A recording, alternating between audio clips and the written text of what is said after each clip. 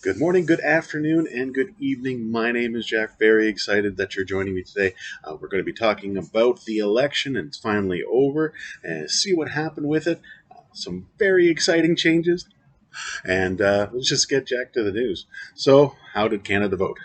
Well, it seems that we voted for exactly what we had. A few little tiny differences, no big surprises. The Bloc Québécois was in Quebec. My shockers.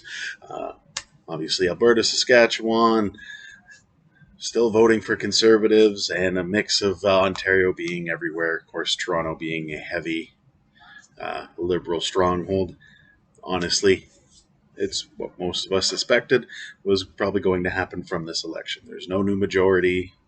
Justin Trudeau is still the Prime Minister, and that's just what it is. So, the few things I did want to actually talk about, though, that I find interesting, as opposed to just spending $600 million for the same thing, is how it all kind of equaled out. So what I find most interesting is this. So is the popular vote is for the Conservatives. Again, and actually in 2019, it was the same sort of numbers where the Conservatives technically had the popular vote. Now, obviously, the way that we run, we have our districts, and if you win the district, you win, da da da.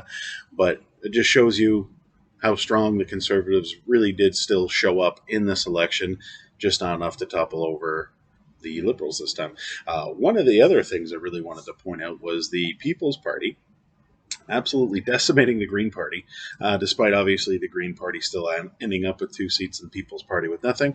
But I still find that terribly interesting. Like 500,000 votes, that's more than the Green Party. That's pretty substantial, I'm not going to lie. Very surprised. What I think it shows, if anything, is that people really are wanting things to change a little bit and wanting their voices to be heard more.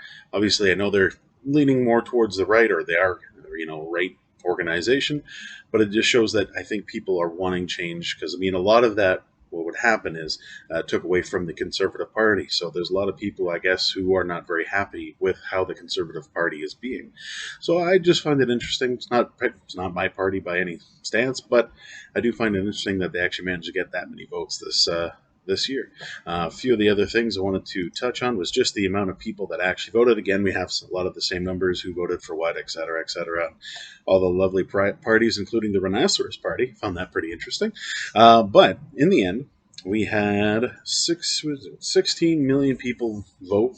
To the 27 million that could vote, so around 58% there, which honestly I'm pretty happy with that number. It's higher than some of the other years. There have been numbers, there have been higher numbers.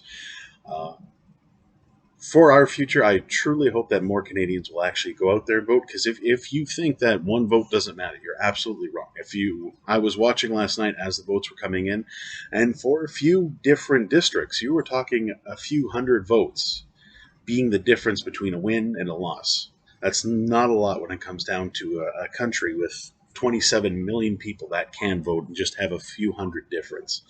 I found that, very interesting myself. I truly hope people will get out there and vote more in the future, which is why I started making this content, is just to make people more interested in Canadian politics and news in general, because our country is such a beautiful country and an interesting place to live.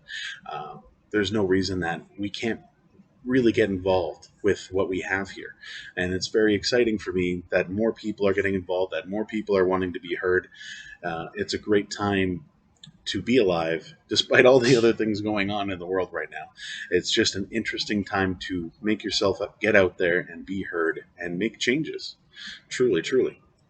And finally, we'll talk about a little bit of news. Still, unfortunately, the election. After this, I'm done with it. We're going to go back to what I really wanted to do in the first place, was single out some stories and just get into in depth on them and really enjoy them. Though we have Justin Trudeau hangs on for a liberal minority, which I find is an absolutely hilarious title for myself, because to say he hangs on would be as if he didn't call the election himself. Uh, he spent money that didn't need to be spent, my personal opinion, to end up exactly where we were. Sometimes it's good for the economy. They do hire people. There is money that helps spread out. It's not at all like a bad thing. It's just, is it what we needed right now with everything else going on in our country? And it sounds like I'm a little sour towards him. I guess I am. I'm not gonna lie. It's just it doesn't make sense to me to have done all this, because he would have had people around him who probably could have predicted that this was going to be the outcome, and it just shouldn't have happened. In my personal opinion on this one. But hey, he's still the prime minister. I'll listen to him for now. We'll see what happens in the next election. I hope he doesn't hold on to what he had said during one of the debates. He had actually mentioned, I'll run again in 18 months for another election. I hope that that doesn't happen. It was kind of an off remark. It wasn't really what I believe he meant to say, but it did come out of his mouth. We'll see. I hope he just lets the 4 years go, and we'll see where we end up as far as the next election.